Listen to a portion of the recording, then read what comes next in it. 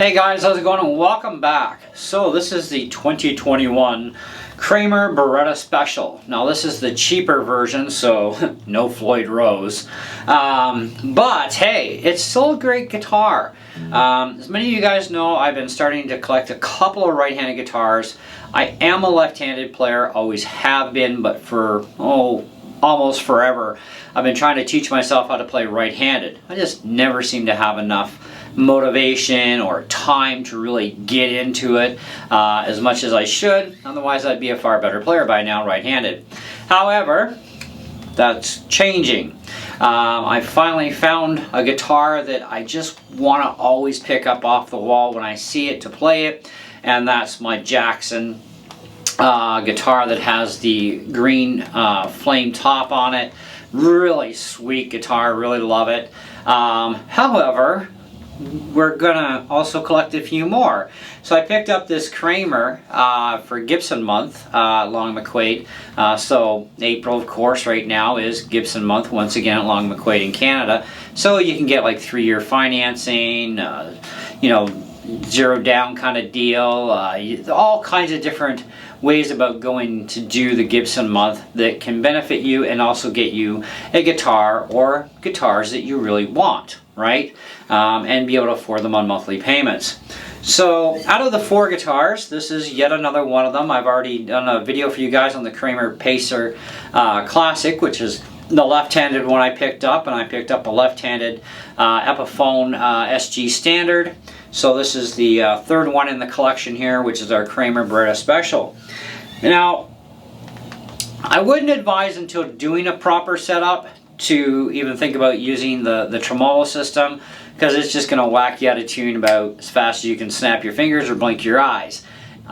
So it is going to need some setup if you want to be able to just do dive bombs or set it up as a floater. Kind of your choice on that one.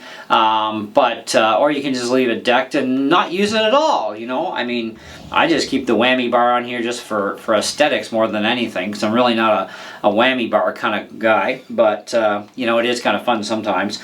But one of the things I did notice about mine here is I don't seem to have the inherent problem that people keep talking about with the volume control. You know, it's supposed to have like this built-in either mid-scoop or treble bleed system, and the volume really doesn't do anything until you're almost at 0, and mine doesn't seem to exhibit that problem at all. In fact, just to play an open set of strings here,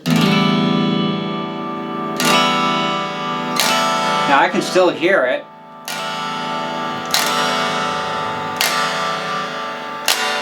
And it cuts off just a hint before I hit 0. Of course, that could also be because of the level of the amp too. Maybe if the amp was up much louder, I'd still hear it right to 0. But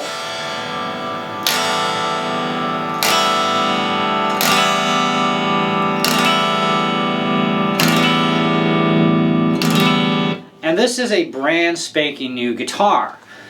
So nobody's been inside this thing modifying it yet. Even I haven't even bothered to pull the covers myself to, see what makes it tick kind of deal.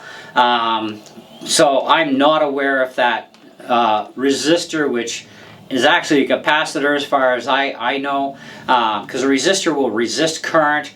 Capacitors do other jobs, especially with your treble control or tone control.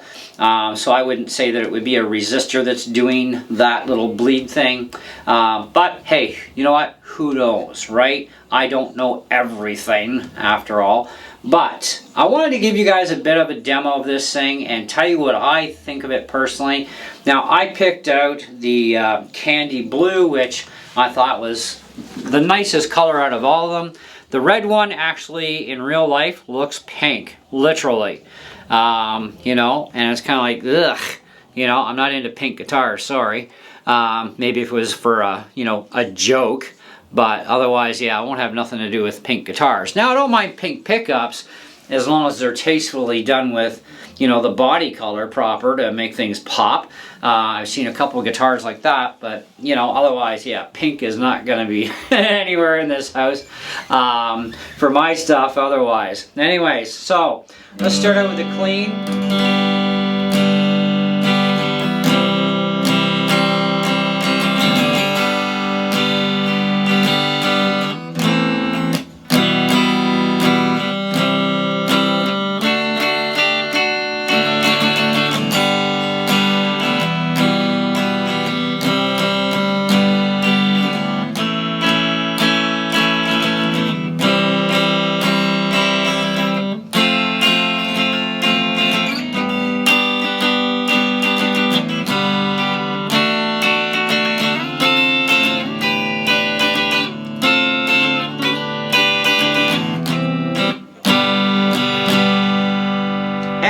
are no pickup positions because it's only a single humbucker pickup, which is great. Actually saves time demoing a guitar.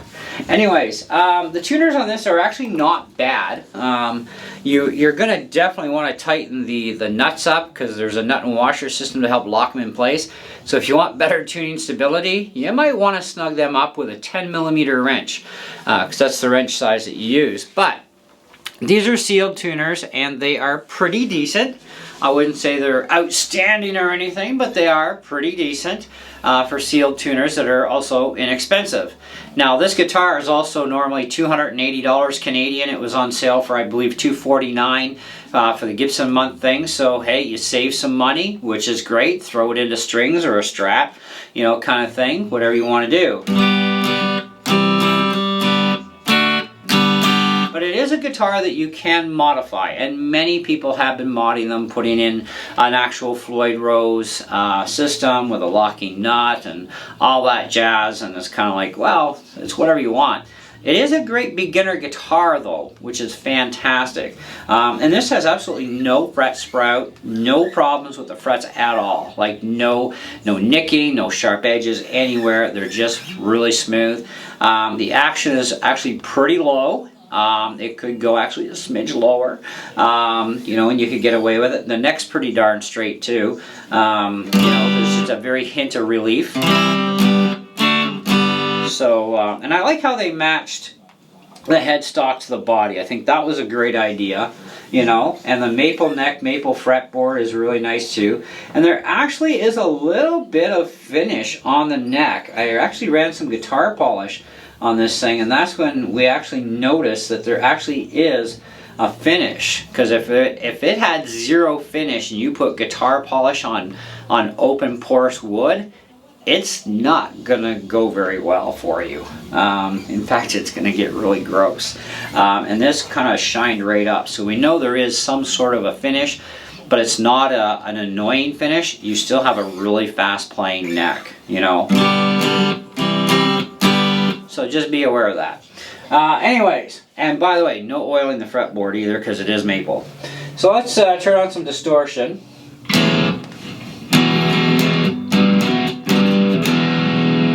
And let's get some volume going too while we're at it.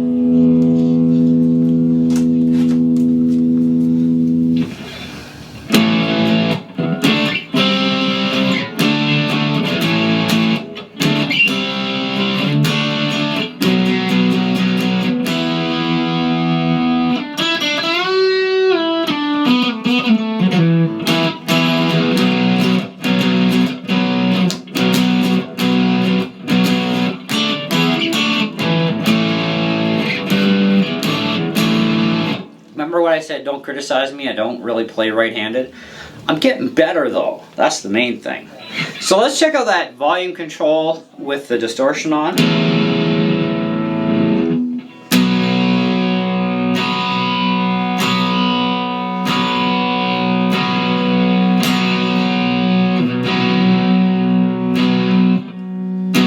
So all I'm really hearing out of the control is just simply volume changing. I'm not hearing anything really tonal changing there.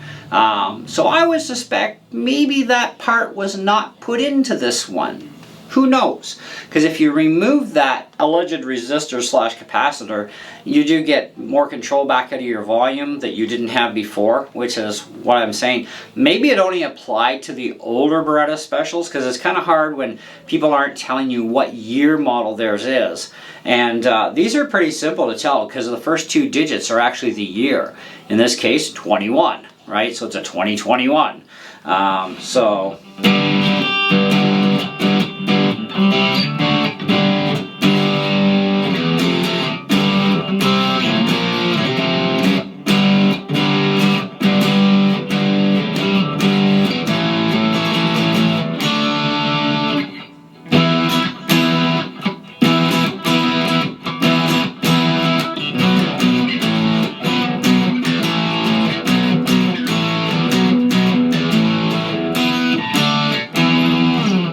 Anyway, it's going to depend on how you set up your amp for the distortion, how this pickup's going to grind out. So let's put full gain on.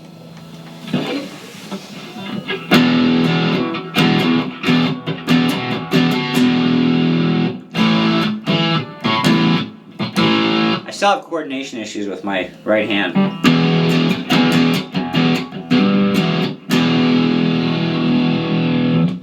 So let's try overdrive 1, second channel.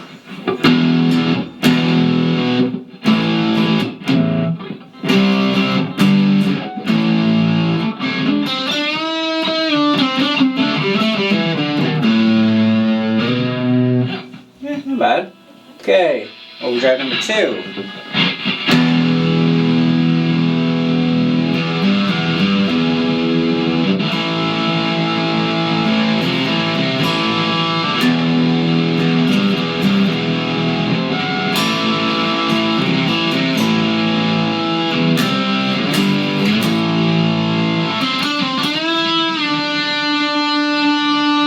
Got pretty good sustain.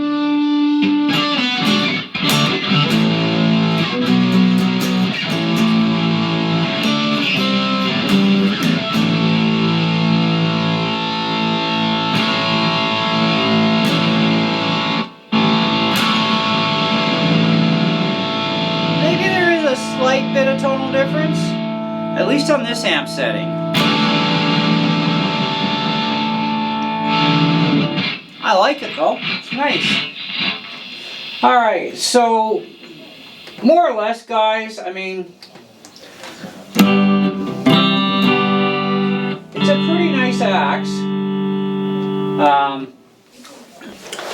I'm not going to say it's my favoritist because I only have 3 right-handed guitars, and right now my top favorite is actually that green flame maple one.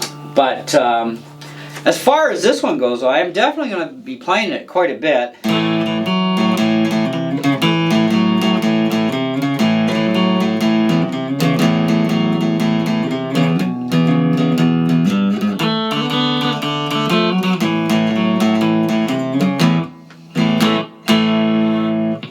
I'm getting there. But yeah, like I said, don't mess with the whammy bar unless you really want to knock it out of tune fast. So, for example, that's pretty smooth, right? Now let's get a real pick.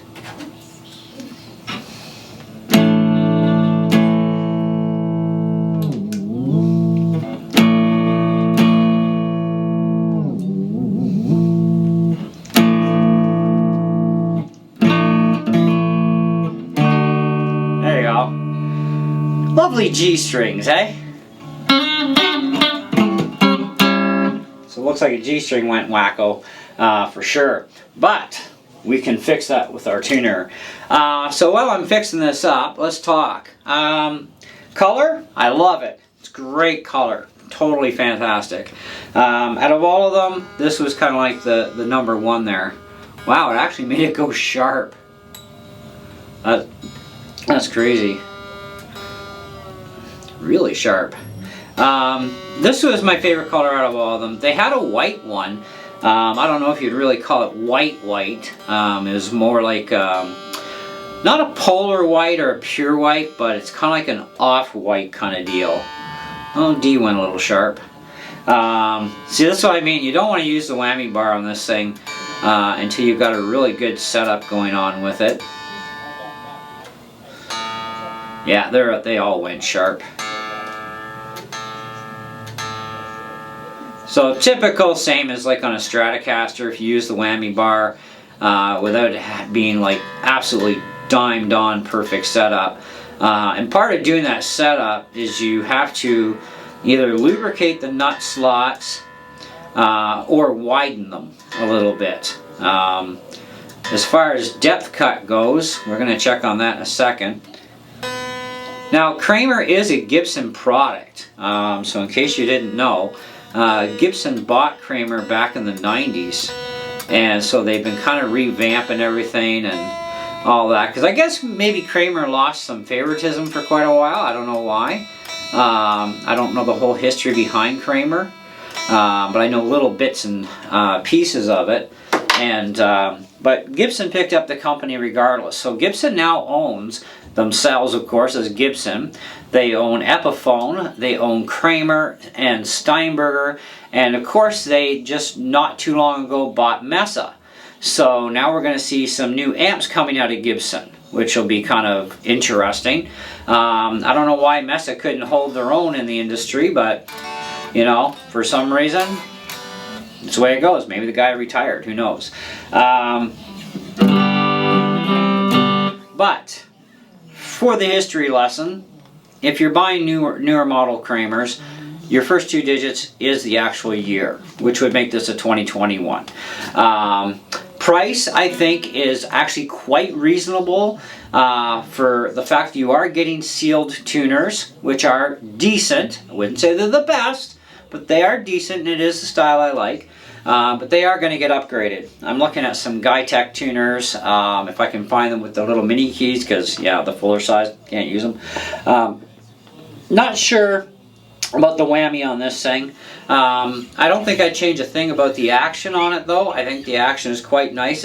It's not subterranean low, but it's also not high, at least to my standards. The neck straightness, I mean, like I said, it's really straight neck. It's got just a hint of relief, which is what I like. There's no notes fretting out. There's no high spots, no low spots on this one. So you're going to see a lot of mixed reviews all over YouTube on this particular guitar. Regardless of its color, it's the exact same guitar, but it may be a different model year, and it's possible that Kramer had some model year issues. Like, hey, Gibson has them a lot. You know, Epiphones had their bad years too. Everybody has their bad years. They also have their bad models. And of course, quality control can sometimes just not even be there, period, on any brand or any price of any brand of guitar. I've played guitars worth thousands and thousands of dollars that were actually pretty crummy. I was not impressed with that kind of a price tag, and I'm getting this? Come on. You know, you don't spend that kind of ludicrous cash and then be expected to have to also get a complete setup done. It should be done right the first time, you know, kind of thing. So before you leave the music store, they should ensure that that thing has a proper setup. But anyways, my opinion is I would rate this model that I particularly own as an easy 4.5 out of 5. Okay, nothing's perfect. The tuners are pretty good, but they do have their thing about them, you know, where they could use to be upgraded, right? And usually I never squawk about this style of a tuner, but these ones feel a little cheaper because I can feel the gaps when you tune down to tune back up. I can feel that there's, on some of these keys, there's just way too much of a free place spot. So you got to be very cautious with your tuning as it is, because you always have to tune up to your note, right? And then if you go over, you got to tune back down, then tune back up again. These particular tuners, they at least do hold really good tune. Just stay away from the whammy bar, like I said, until such time as you get everything set proper to be able to use it right. And you're still going to have the same, you know, odd time. It's going to throw you out if you're going to go a little mental with it, kind of thing. You know, it'll definitely throw your tuning out no matter what you do to it. Even Strats have the same problem. And I've had Strats in the past and I had them properly set up, and yeah, still, you know, you go too far, you're going to whack it out of tune. So anyways, but overall, I really like the guitar. I think it's a really fantastic machine. I'm definitely going to be playing this often. Might not be as often as my green machine, but definitely often, and definitely happy with the purchase. And I love the simplicity of just one pickup and one control. That's all you need, man. Like, seriously.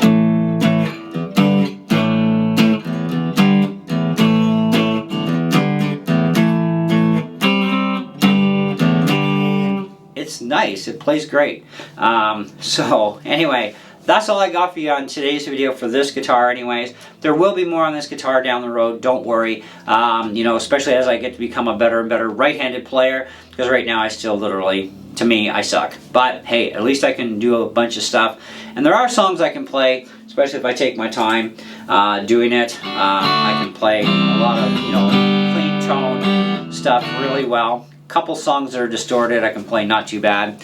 Working on some AC/DC stuff right now as well, so yeah, awesome. Alright, thanks for watching, and we'll catch you in the next one. See ya.